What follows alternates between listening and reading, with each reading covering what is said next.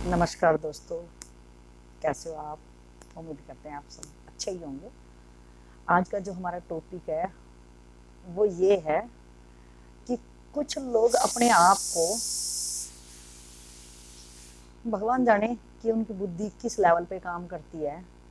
और वो जिंदगी से किस ढंग से परेशान है कि वो खुद की परेशानी, और परेशानी मैं कहना चाहूँगी हमारी अज्ञानता ही सबसे बड़ी परेशानी है कि वो अपनी अज्ञानता को ना तो कभी देखेंगे और ना ही कभी एडमिट करेंगे, और उसका असर फिर अपनी मूर्खता का, जब हम समाज में जाते हैं तो इनका असर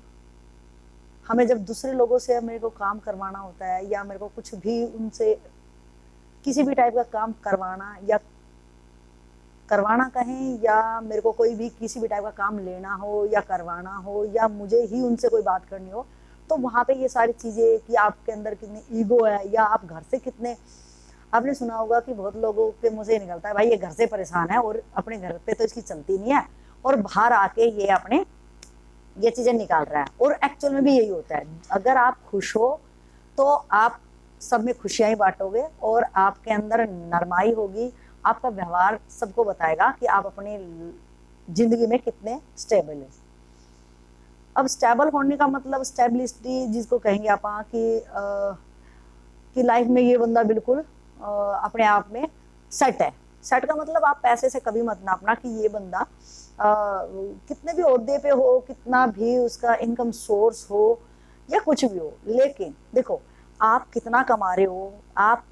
क्या यूज कर रहे हो, आप क्या खा रहे हो, क्या क्या फैसिलिटी में आप रह रहे हो या किस टाइप से रह रहे हो, उसको दूसरे बंदे से कोई मतलब नहीं। भाई आप सोने की खाट पे सो रहे हो, उससे दूसरे बंदे को क्या ही मतलब है। आप सोने के गिलास को यूज कर रहे हो पानी पीने के लिए, सोने की प्लेट में खा रहे हो, आप कुछ भी कर रहे हो, लेकिन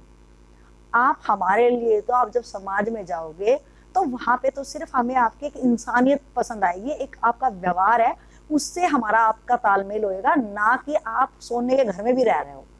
भाई रावण तो सोने की लंका में रह रहा था, लेकिन अगर वो दूसरों के लिए परेशानी क्रिएट कर रहा है, दूसरे उसका नाम लेके ही परेशान है कि भाई ये बंदा क्या कर देगा, तो यार ऐसे जिंदगी का क्या ही फायदा। तो आज सेम ऐसा ही दृश्य मेरे को देखने को मिला कि एक बंदा, एक कलरक टाइप का बंदे पे एक इंसान इतना बदतमीजी तरीके से चढ़ गया और इतने अपशब्द कहने लग गया भाई साहब उसका कलरक को कि मैं तेरे को थप्पड़ मारूंगा, और अगर थप्पड़ों से भी नहीं चलेगा मैं तेरे को दीवार में बिड़ा बिड़ा कर मारूंगा। और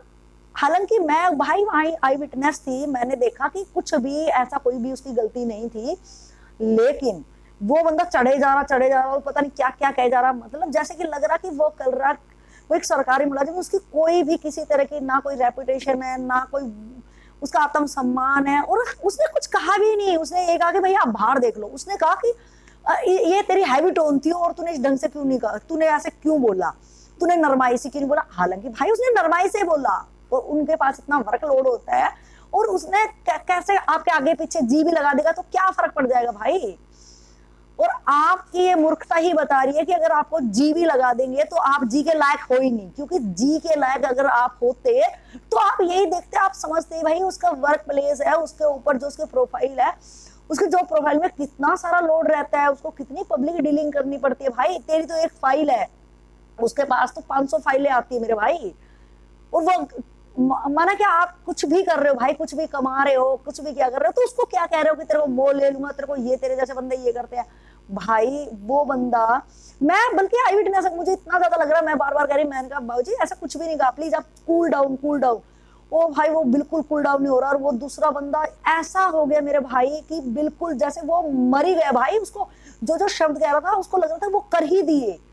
कि शायद दीवार में भिड़ा भिड़ा के शायद उसको इतना पेन ना होता, लेकिन जो भाई अंदर यहाँ लग रही थी ना, उसको इतनी अंदर लग रही थी, मैं सामने देखे, मैं उसको भी देख रही थी और मैं इसको भी देख रही थी कि वो जो बोल रहा था ना उसके बिल्कुल दिल में यहाँ छू रही थी। मैं बहुत कूल डाउन करा, बट उस पर कोई भी इफेक्ट नहीं पड़ रहा था मूर्ख पे। फिर मैंने इसी भाई को बोला, मैंने कहा भाई डोंट वरी भाई, मैं प्लीज तू दिल पे मत ले यार, मैं देखो मैं भी उसकी बराबर की पोस्ट पे हूँ, तो मैं उसकी तरफ से सॉरी मांग रही हूँ, प्लीज आप मत कहो यार, मत, आप दिल पे मत लो, ऐसे बतेरे आएंगे भाई, आप पब्लिक डीलिंग का काम करते हो, आपको नौकरी करनी है, और आप हर किसी बंदे का दिल पे लोगे तो कैसे ही काम करो, उसको बोलने दो, आप इसी से औकात उसकी ना तो कि वो कैसे पेश आ रहा है। तो प्लीज ऐसा ना करो भाई। उसके मेरे ये कहते कहते कि वो बंदा ऐसे सुना रहा और मैंने उसको हाथ पकड़ के बोला कि भाई प्लीज तू माइंड मत कर मत कर, आप इग्नोर मारो उनकी बात। तो भाई वो ऐसे जोर से रोने लग गया ना मेरे भाई,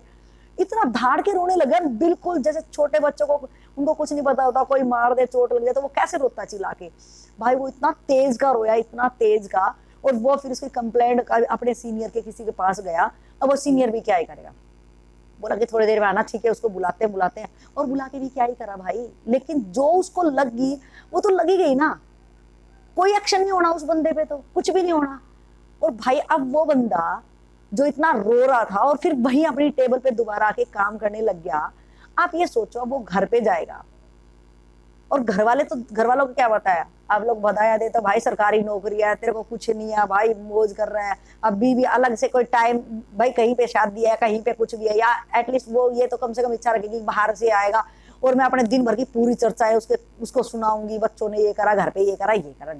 घर वाले भी माँ बाप होंगे तो वो सोचेंगे थोड़ी देर हमारे पास बैठे, बच्चे होंगे तो वो जाके चढ़ जाएंगे, उनकी जो भी इच्छाएं होंगी वो अपने जो मांगेंगे। लेकिन भाई वो जो नौकरी कर रहा है आज, वो जो इतना दुखी है, इतना रोया वो, और फिर भी उसी टेबल पे उसके सामने वही काम करना, भाई क्या करे आदमी, जिंदा रहे या आदमी वहां काम करने जाए। देखो जिंदा भी रहना पड़ेगा, वहीं काम भी करना पड़ेगा, ऐसे लोगों से भी भेंट होएगी। तो ये जिंदगी है भाई, हर कहीं आपको देखो। मेरा उस बंदे से तो ये कहना कि वो मूर्ख आज नहीं, शेर को सवा शेर कहीं टकरेगा। और हर बंदे का अहंकार कहीं ना कहीं जाता है भाई, सोने की लंका जिसके पास रही वो ही नहीं रहा, तो हम आपकी तो क्या ही औकात है। तो कृपा करके अगर अपना ऐसा रूडली नेचर है तो कृपा भाई थोड़ा सा अपने कलेजे पे हाथ लगा के रखना कि आपको भी अगर कोई ऐसा मिल जाएगा तो उस टाइम पे आप कैसा फील करोगे। और ऐसा किसी भी बंदे से, इवन कोई भी हो यार, डी ग्रेड का हो, कोई भी हो, कुछ भी ना हो, लेकिन अगर तमीज से और प्यार से बात करेंगे ना भाई, अपना जबान उतनी ही लगनी है, घिसना कुछ भी एक्स्ट्रा नहीं है, कुछ भी नहीं है। लेकिन अगर प्यार प्रेम से अपन रहेंगे ना भाई, पूरा समाज अपना एक फैमिली है ना, दर्द उसको हो रहा है तो दर्द मुझे भी वो फील होना चाहिए, क्या रखा है इन चीजों में। तो प्लीज अगर वो बंदा ये सोच ले कि मैं कल से नौकरी पे नहीं जाऊंगा, यार उसके तो बच्चे क्या भूखे मरेंगे, और उसका पाप, उसका जिम्मेवार कौन हो, उसके जिम्मेवार सिर्फ आप हो।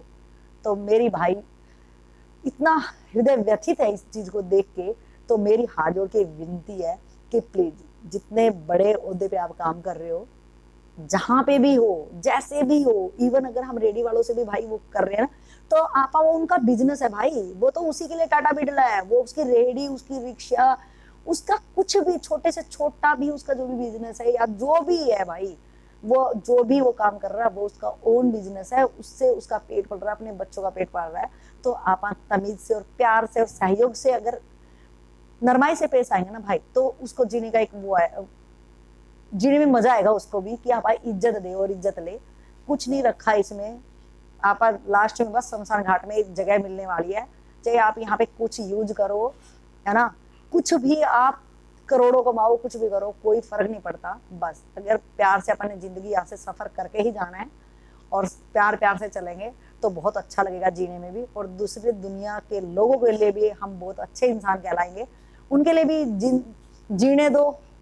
जियो और जीने दो, ये सार्थकता इसी चीज में है कि आप सबके साथ प्रेम के साथ में पेश आए। इन्हीं शब्दों के साथ अपनी वाणी को विराम दूंगी। बहुत बहुत शुक्रिया।